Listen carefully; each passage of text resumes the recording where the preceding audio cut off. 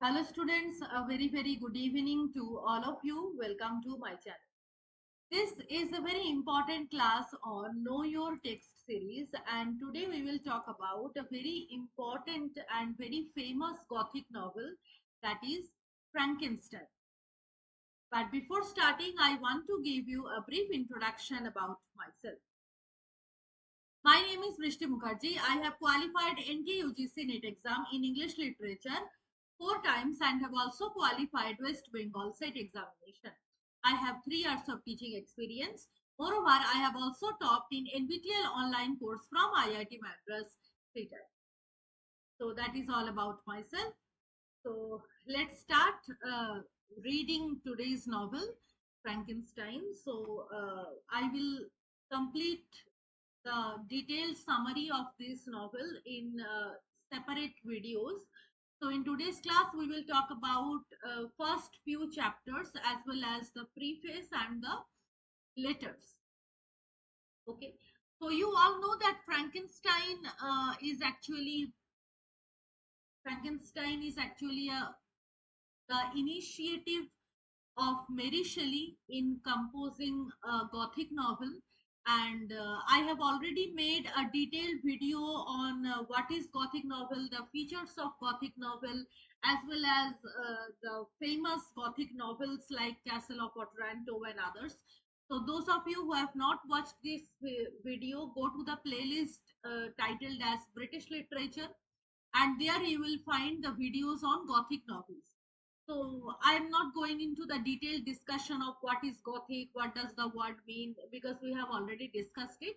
I will directly come to the novel Frankenstein. It's a very beautiful novel, and it is not only a Gothic novel, but it also focuses on many other issues like creation versus creator. It also has a feminist point of view to analyze that whether a male creation is justified or not, or what is the importance of females in the process of creation, natural process of creation versus scientific process of creation. So many themes are there. We will definitely talk about the themes also when we will complete the summary of the novel. So I will provide you a detailed summary, and if you get time, then please read the text also. It's beautifully written and really a masterpiece by Mary Shelley. So let's start. Frankenstein, published in 1818. So first of all, a brief background of Frankenstein. So as you all know, that it is a novel written by Mary Shelley, wife of P.B. Shelley, and the subtitle is the most important thing. It has been asked many times in your exams, not only NET exam but also in different school-based exams. So subtitle is the Modern Prometheus. Very interesting, Modern Prometheus. This is the subtitle. And Mary Shelley showed her extreme talent while writing this novel, because she was only a girl of 18 when she was writing the novel, and it is really a masterpiece and a beautiful piece of Gothic novel as well as some other themes also.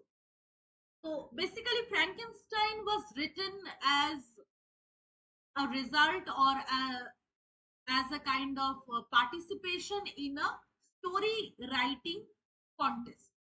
Okay. So basically, you all know that Mary Shelley and P.B. Shelley, they eloped together and they married. So after their marriage, they visited Lord Byron's castle, Diodati. This is the name of the castle, Diodati in Switzerland, where she conceives the idea of this work as a part of a story writing competition. And ये जो competition हुआ था story writing का, इसी में vampire stories का एक birth हुआ था, एंड वैम्पायर के ऊपर भी बहुत सारे राइटिंग्स इसमें लिखे गए थे. So Byron and P.B. Shelley and other some writers, they together participated in a storytelling contest as a story writing competition, तो जिसमें मेरी शेली ने लिखा था ये novel Frankenstein. And this is the most important background information. that why did Mary Shelley take up the theme of creation and creator. Gothic novel का तो कुछ और भी थीम हो सकता था, लेकिन क्रिएशन वर्सेस क्रिएटर थीम उन्होंने क्यों फाइंड आउट किए। तो इसके पीछे रीजन ये है कि eight that time Mary Shelley was pregnant and she already lost her first child. So in that situation, she could only think about the theme of creation and creator. तो इसीलिए ये थीम उन्होंने choice किया था। And in the preface she mentioned that her aim is to present a flattering depiction of domestic affection and universal virtue. This is directly quoted from the preface. तो मेरी शली ने ये बोला था कि a flattering depiction of domestic affection and universal virtue, ये basically उनका agenda था to represent in the novel. Now the title is very much interesting, Frankenstein. Basically the title has such a tone that it appears to be the name of a monster or a kind of devil. तो जब पहली बार ये novel मतलब Frankenstein का जो front page है आप लोग सब देखे होंगे, वो मॉन्स्टर का ही फिगर दिया रहता है। So when I also read the novel for the first time, I also felt that Frankenstein, the name was actually given to this devil. But actually Frankenstein is the human character, Victor Frankenstein. He is a scientist. ठीक है, तो title is also given in that way. तो ये था background Frankenstein का। अब हम आते हैं फ्रैंकेनस्टाइन के नॉवल। तो नॉवल बेसिकली लिखा गया है epistolary format. You all know it is written in the form of letters. So basically the whole novel, it is actually a series of letters sent by two characters, Robert Walton to Margaret Saville, his sister.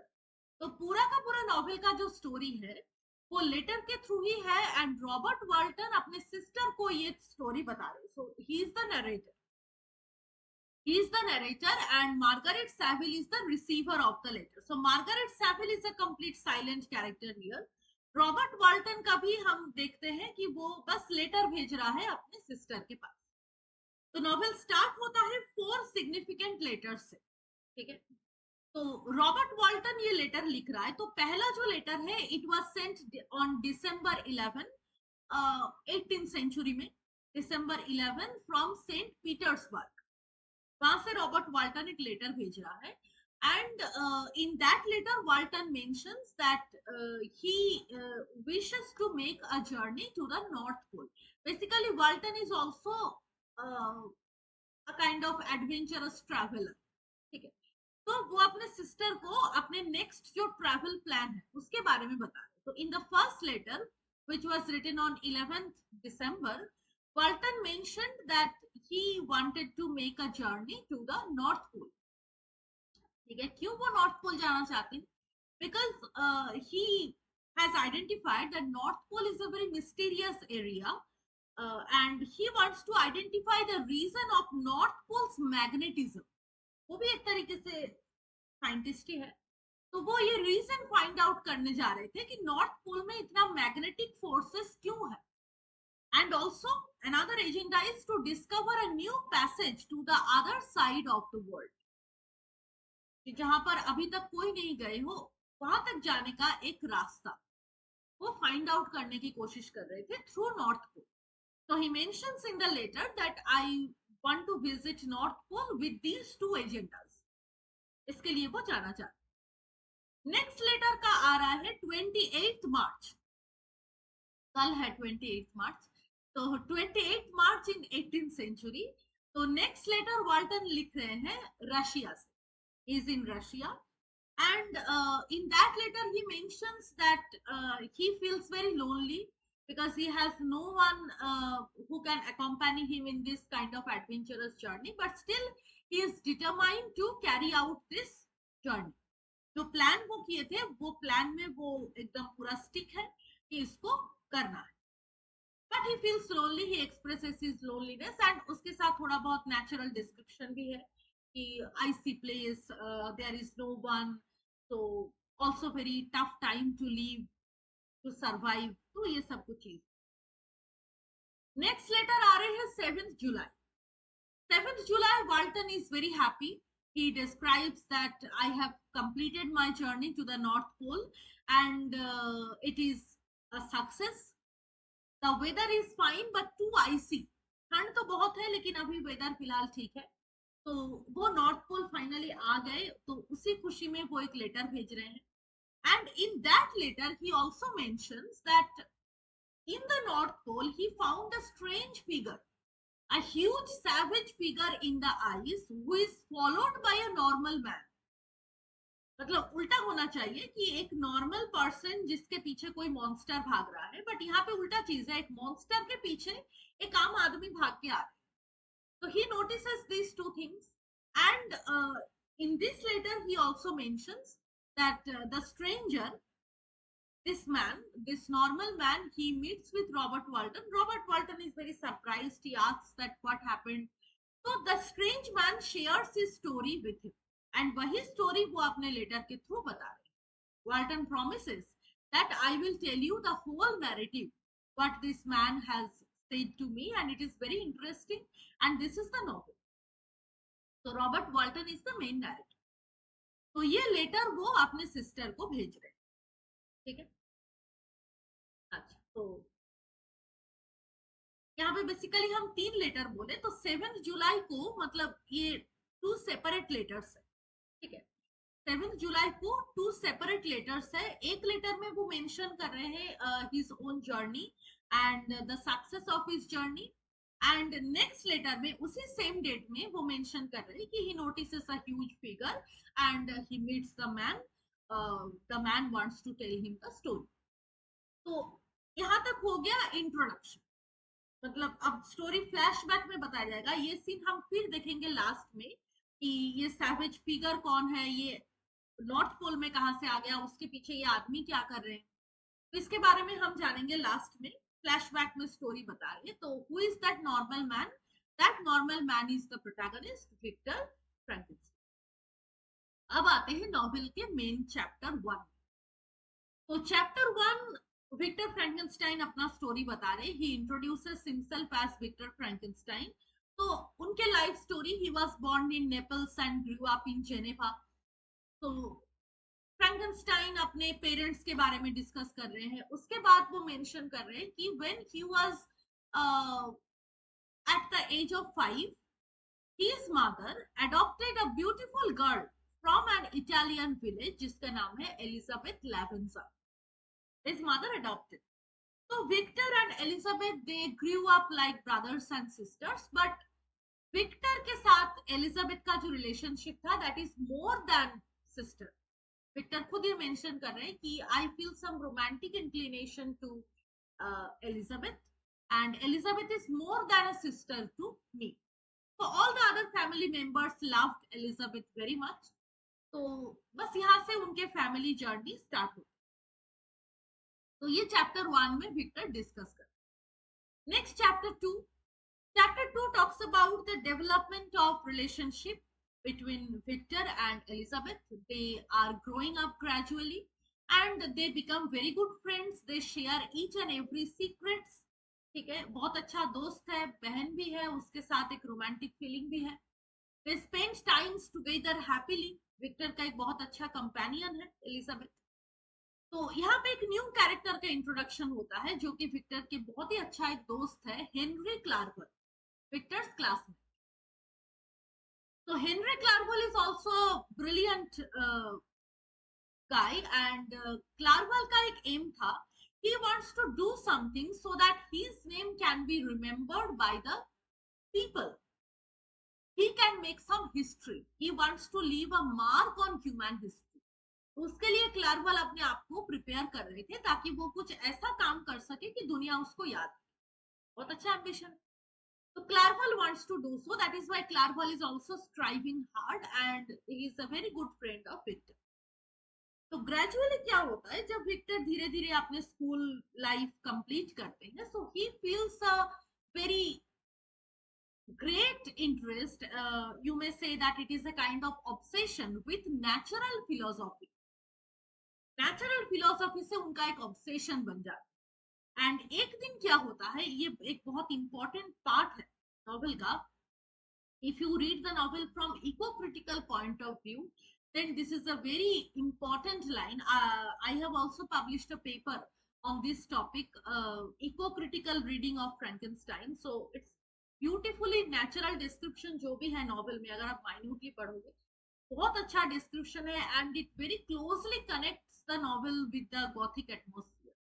तो वहां पे हम ये जगह को बहुत उस particular paper में हम इस चीज को बहुत माइन्यूटली मेंशन किए थे कि विक्टर का ये जो इंटरेस्ट है इन नेचुरल फिलोसॉफी ये आया कहाँ से.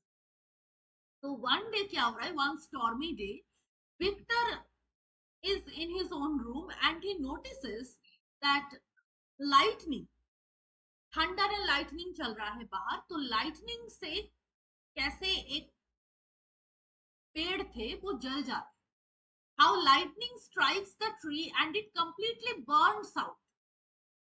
तो ये चीज विक्टर देख रहे हैं एंड ये देख के विक्टर के दिमाग में एक चीज मतलब स्ट्राइक किए कि the scientific laws of the creation of life, how is it, how can a life be created and our body is functioning, so what is the main current.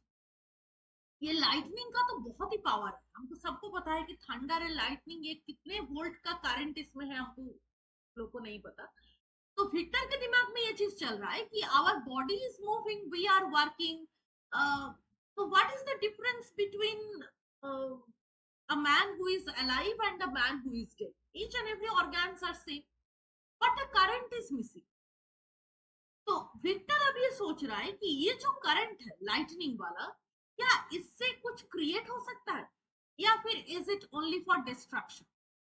Victor is imagining, Victor is thinking as a brilliant student, he is thinking that how the scientific laws of the creation of life it works. Is creation only a natural process or can it be done scientifically? Basically यही Victor का question था. तो यहाँ पे जो line था बहुत ही famous line है, nothing remained but a blasted stump. Nothing remained but a blasted stump. उस ट्री को देख के विक्टर बता रहे हैं कि after striking of the lightning, nothing remained. The whole tree burns out, only a blasted stump. थोड़ा सा जो मतलब जिसको हम स्टम्प कहते हैं वो थोड़ा सा बचा हुआ है, बाकी पूरा जो पेड़ थे वो जल गया.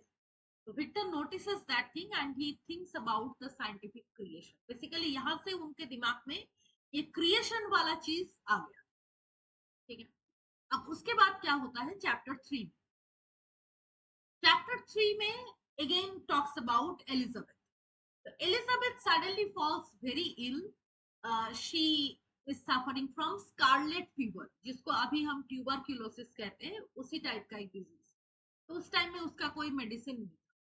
तो क्या हो गया कि Elizabeth was nurtured by Victus mother, तो शी रिकवर्ड, बट उसके बाद विक्टर के मम्मी को वो डिजीज पकड़ लिया. तो जैसे ये कॉन्टेजियस डिजीज है, तो एक जन के नियर अगर आप रहोगे, जैसे अभी पॉक्स की तरह जो भी डिजीज है कि किसी का अगर पॉक्स हुआ है उसके सामने जो भी रहेगा उसका भी होने की संभावना है. तो सेम थिंग ट्यूबरक्यूलोसिस का भी था कि एलिजाबेथ तो स्वस्थ हो गए लेकिन Victor's mother falls ill and she finally dies इसी के कारण. देन विक्टर इज ओनली 17 जब उसके मम्मी का डेथ हो. तो before death Victus mother shares her last wish and she blesses Victor. She requests Victor to marry Elizabeth when they will grow up. ठीक है, ये उसके मम्मी ने उसको बताते. तो Victor is now a young man, 17 years old. तो अब विक्टर का तो स्कूल लेवल का स्टडी कंप्लीट हो गया. He is very much obsessed with the laws of creation and all this things. तो he goes to study in Germany. Germany का एक फेमस यूनिवर्सिटी इंगोलस्टैड यूनिवर्सिटी, वहां पे विक्टर जाते हैं पढ़ाई के लिए. In that university he meets two professor, mister Krempe and mister Walter.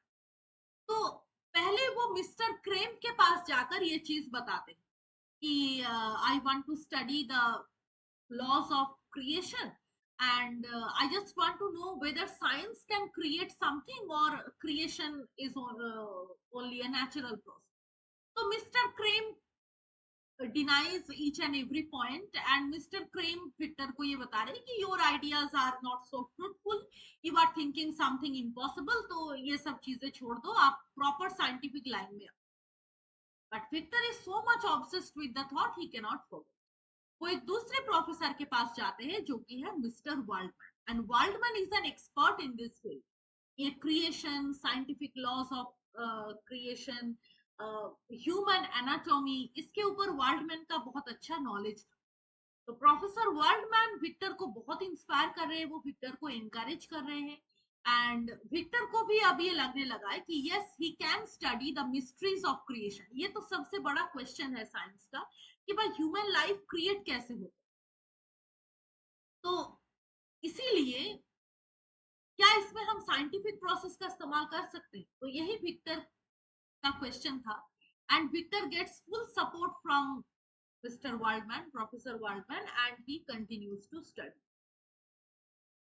अब next chapter, chapter 4. Victor is completely engaged. वो एकदम पूरा डीपली उस चीज को स्टडी कर रहे थे, लॉज ऑफ क्रिएशन.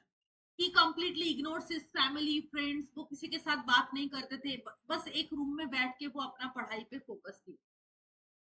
तो almost after 2 years of continuous study he discovers the secret to create life.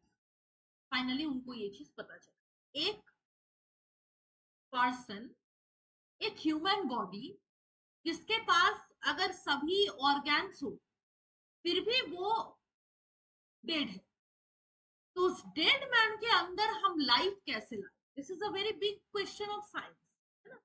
अभी देखो science has developed so much, but science cannot bring back a dead man to life, है ना. अभी तक ये चीज नहीं आया. तो and as this thing cannot be proved by science, that is why we believe in God. That is why we believe in God. We believe that yes, God is the main creator. God has created the whole world. Each and every animal, human being, insect are the creations of God. And the law of creation is only known to God. वो किसी को नहीं पता है. God जिसके अंदर में जितनी उम्र तक उसके लाइफ लिख के भेजा है उसी उम्र तक वो जी सकता है, उसके बाद तो क्यों नहीं. मेडिकल साइंस जितना मतलब एडवांस्ड हो चुका है, फिर भी ये चीज साइंस क्यों नहीं कर पा रहे कि एक डेड मैन को वो वापस जिंदगी में लाके. If it becomes possible then this belief of religion will fall into a great question, है ना. अगर ये चीज मान लो कभी पॉसिबल हो जाए कि the dead man can also be brought back to life with the help of technology, then the whole system, whole belief of religion, uh, the system of universe, the theories of creation of universe जो religious scriptures में हम लोग पढ़े हैं, वो सब बेकार हो जाएगा, and human beings will be the God, है ना. तो विक्टर इसी चीज को रियल लाइफ में करने की कोशिश कर रहे थे. That I want to create a new life. A dead body is not moving, so what is the thing that is missing. तो विक्टर के दिमाग में आया कि ये एक करंट है जो हमारे बॉडी को चला रहा है. Maybe that is soul, maybe that is something else, but it has a tremendous power. जैसे जनरेटर चलता है ना, वैसे हम लोगों के अंदर एक बैटरी, एक करंट चल रहा है. तो ये करंट जब तक रहेगा तब तक हम लोग हैं. जब ये करंट खत्म हो जाएगा then we will be dead.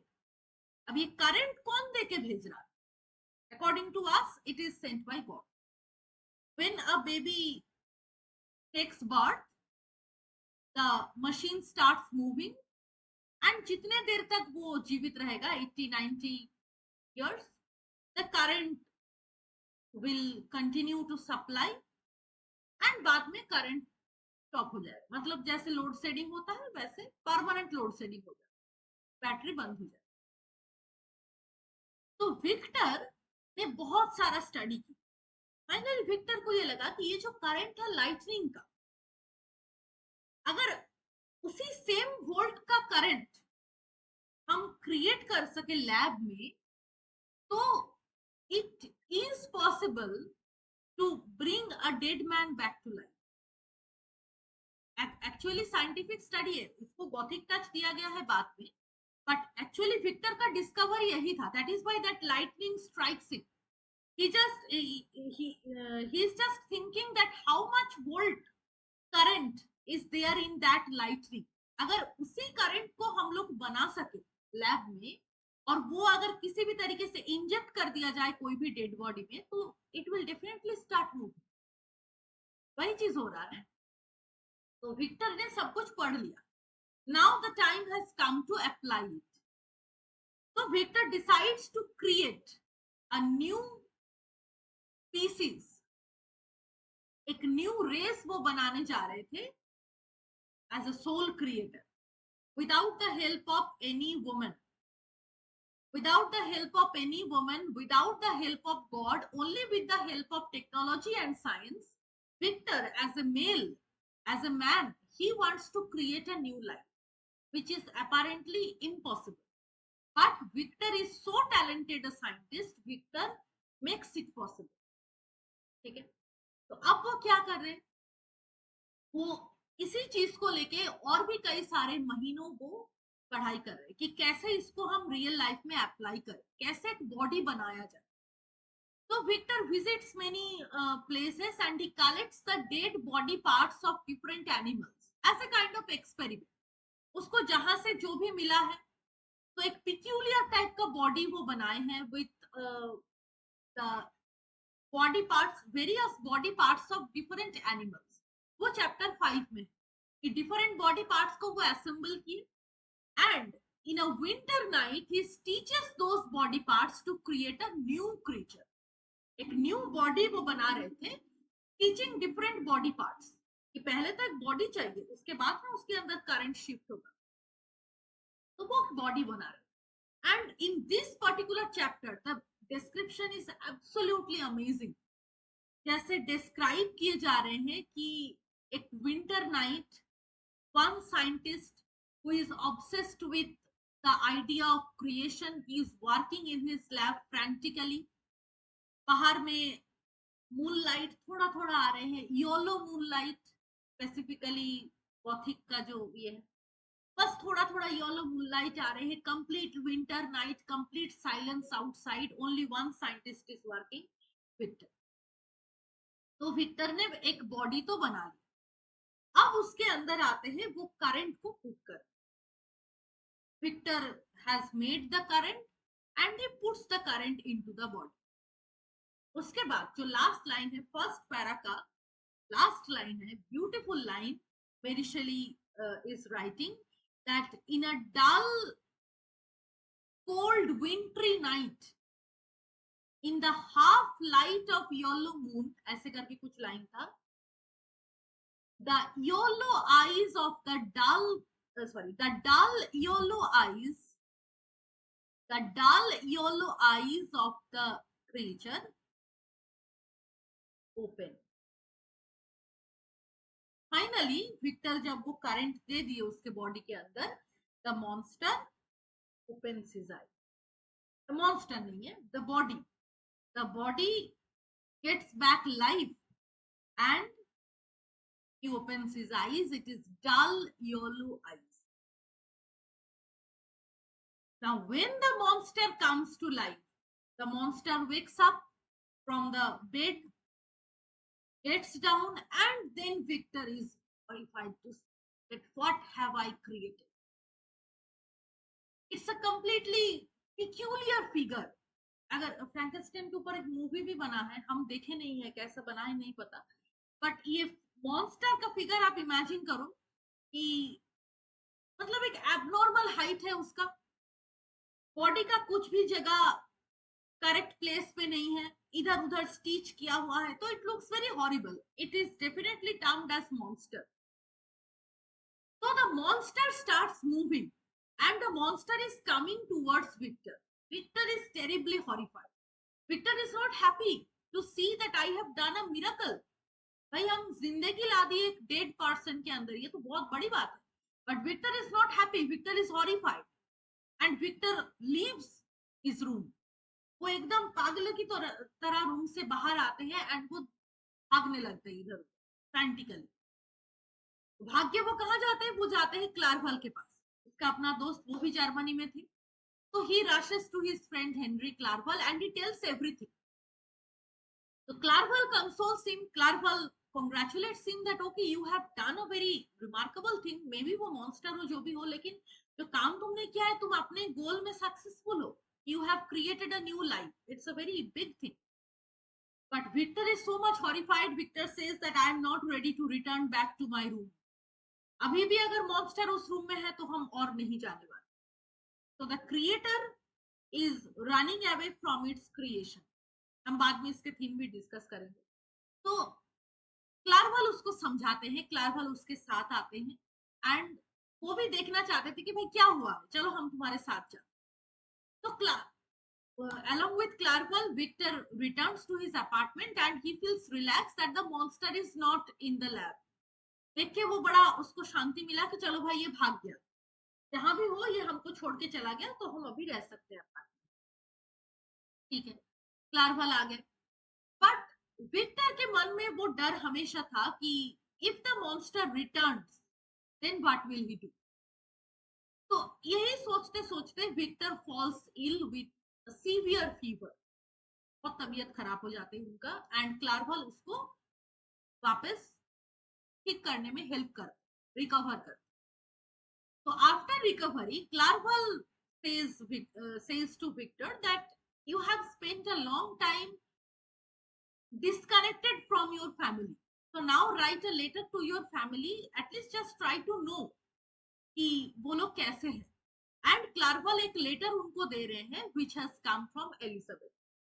तो क्लार्वल बता रहे हैं कि लेटर को पढ़ो एंड इसके रिप्लाई में कुछ भी लिखो, क्योंकि फैमिली से तुम बहुत दूर हो, अभी जो हो गया है उसको छोड़ो, मॉन्स्टर कभी नहीं है। तो let's take a look to your family. ठीक है, नाउ चैप्टर 6। चैप्टर 6 में क्या है कि Victor is reading the letter sent by Elizabeth and Elizabeth mentions the household details and also she gives another information that a new maid servant has come, Justin Morris।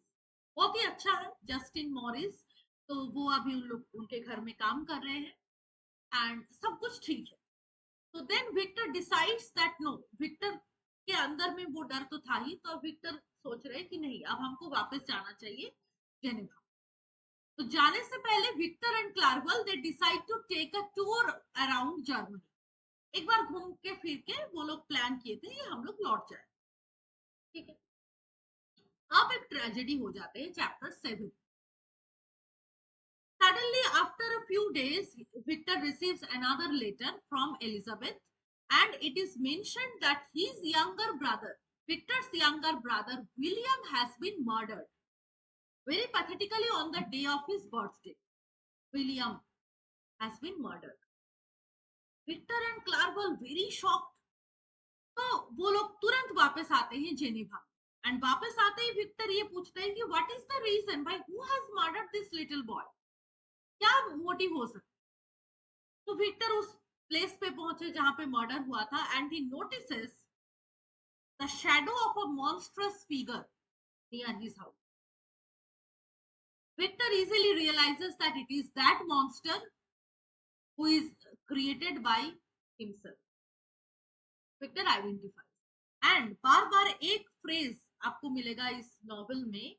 मेरी शैली जितने बार monster की बात कर रहे हैं, monster is killing one by one different family members of Victor. So first target is William and when he notices William's body, Victor, he finds black fiendish mark on his neck। मतलब किसी ने उसको गला दबा के मारा है, strangle करके मारा है। तो मॉन्स्टर की जो उंगलियों के निशान वो ऐसे करके उसके गले में है, black fiendish mark on his neck।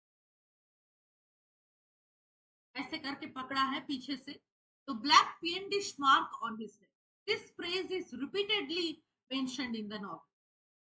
So automatically Victor realizes that the monster has killed William, but he cannot say it। क्योंकि इसके पीछे कोई लॉजिक नहीं। अगर वो बताए कि एक मॉन्स्टर आके मार दिया तो nobody will believe, and also he is a scientist, so he cannot say anything which has not scientifically proved. So he realizes that the monster has killed William, but घर वाले क्या किसी को दोषी मान रहे हैं? जस्टिन मॉरिस को, because she is a newcomer and सबको लग रहा है कि उसी ने मारा है। इसके पीछे एक रीजन है कि विलियम के गले में एक लॉकेट था with his mother's picture. That locket is found in Justin's pocket. So each and every people of their family, of Victor's family, they are convinced that Justin is the murderer. But Victor को ये पता था कि Justin murder नहीं किया है, still he cannot express the truth. Victor feels very much guilty, very much upset regarding that. अब chapter 8 में आते हैं। चैप्टर 8 में क्या है कि विक्टर बार बार समझाने की कोशिश कर रहे हैं कि no, this cannot be job of Justin, Justin ऐसा क्यों करेंगे, वो लॉजिक से समझाने की कोशिश करें, but no one is ready to listen to him. Justine is put on the trial and she is found to be guilty, she is sentenced to death. तो before trial Victor and Elizabeth visit Justine, एंड तब Justine ने उनको बताया कि jailer हमको force कर रहे हैं ये कॉन्फेस करने में कि हमने ही विलियम को मारा है, जबकि हम ये काम नहीं किए। जस्टिन को पता था शी इज कंप्लीटली इनोसेंट, तो लेकिन फिर भी उसको मार दिया। अब चैप्टर 9 एंड 10 में क्या है कि Victor, after this incident Victor feels very upset, and एक तो वो बहुत दुखी है, एक वो बहुत गुस्से में है। He wants to take revenge on the monster. वो एकदम पूरा प्लान बना लिया है कि मॉन्स्टर को तो हम मारेंगे, मेरा ही क्रिएशन है, हमने ही बनाया है, हम ही उसको तोड़ेंगे। अब घर में एक बहुत ही सैडनेस का माहौल है, सब लोग डरे हुए हैं कि भाई क्या हो गया है, क्यों हो गया है। Victor is also very depressed, so the family members decide to spend their vacation in different place. तो वो लोग बेलराइफ नाम की एक जगह में जाते हैं to get rid of this horrible event. तो क्या होता है कि वहां पे एक माउंटेन है called Montanvert. Victor climbs to the peak of a mountain and he just sits to think that what to do. Just then he finds the monster moving and he curses the monster, but वो उसको पकड़ नहीं पाए, तो फिर खो गए mountain के बीच में। And the monster presents himself as Victor's Adam. Finally जब मॉन्स्टर के साथ विक्टर का एक आमना सामना हो रहा है, तो Victor, the monster is very polite. The monster mentions that I am your Adam, and remember, I am your Adam, I am your creation, you are my God, and I am your Adam. तो इसका जो epigraph है, हाँ ये हम beginning में बताना भूल गए, फ्रैंकेनस्टाइन को जो एपिग्राफ है that is actually taken from Paradise Lost, जहां पे एडम क्वेश्चन कर रहे हैं गॉड को, did I request the maker to make me, did I request to mould my clay and give me the shape of a man, ऐसे करके कुछ line है। तो चार वही लाइन कोट किया। तो actually the same question is asked by the monster. Monster Victor को ये चीज बता रहे कि I am not a monster, I am a creature, है ना, लेकिन हमको तुमने मॉन्स्टर बनाया। You are my God, you are my creator, and I demand और I have the right to receive love, care, affection from you, but you are such a careless creator that after creating me you have left me open. कोई चिंता ही नहीं है तुमको कि मेरा जो creation है वो क्या करेगा, हमको तुमने छोड़ दिया है, and that is why I am trying to take revenge on you. मेरे अंदर भी गुस्सा है कि my creator is not concerned about me, I am benevolent, but your negligence turns me into a monster. Monster directly ये चीज accuse कर रहे हैं। Now Victor is totally speechless. तो विक्टर तो उनको उल्टा कर्स कर रहे हैं कि why have you murdered my brother और एल्स। तो monster requests Victor to listen to his story. Victor तो कुछ सुनने के लिए तैयार नहीं थे, बट मॉन्स्टर उनको बता रहे कि आई एम योर क्रिएशन, तो it is okay, I am accepting the fact that you are my creator, But that doesn't mean that you have the sole authority on me. I also have something to say. So give me that space so that I can say something to you. I can make my demand, or I can put my demand before you. You are the creator, तो एक तो responsibility होना चाहिए. ऐसा नहीं कि आप creation को ऐसे ही छोड़ दो. जब आपने बनाया है तो उसको पालना भी आपका काम है. Creator as well as nurturer, but you are not my nurturer. You have not nurtured me. You have left me. You are running away from me. I must take revenge on you. So monster begs Victor to listen to his story. Monster अपना story अब बता. So that is for today's class. आगे की chapters हम आगे video में करेंगे. जब हमको फिर टाइम मिलेगा हम एक रिकॉर्डेड वीडियो पोस्ट कर देंगे, जब हम फिर वीकेंड में घर आएंगे तब. ठीक है. So that is for today's class. Thank you all. Bye bye everyone. See you all in the next video very soon.